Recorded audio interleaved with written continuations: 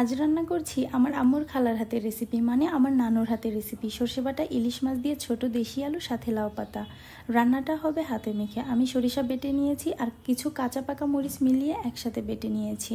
কড়াইতে একে একে সব মশলা নিয়ে নিয়েছি। প্রথমে দিয়ে দিয়েছি পেঁয়াজ, সরিষা বাটা, মরিচ বাটা, পরিমাণ মতো লবণ।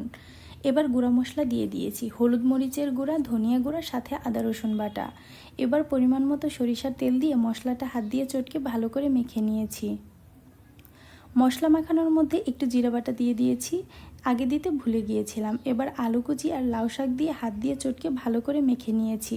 এমনভাবে মাখাতে হবে যেন দেখে মনে হবে মাখানোতেই অর্ধেক রান্না হয়ে গেছে। এরপর ছোট ছোট টুকরো করে কেটে রাখা ইলিশ মাছ দিয়ে হালকা মাখিয়ে নিয়েছি। সাথে হাত দিয়ে একটু পানি দিয়ে দিয়েছি। ঢেকে রান্না করে নিতে হবে প্রায় 7 থেকে 8 মিনিটের মতো। মাঝে আমি একবার একটু নেড়েচেড়ে দিয়েছি। এরপর পানি শুকিয়ে না আসা পর্যন্ত রান্না করে নিয়েছি। এই রান্নাটা এত মজা, না খেলে কেউ বুঝতেই পারবেন না। সবাই ভালো থাকবেন। আল্লাহ হাফেজ।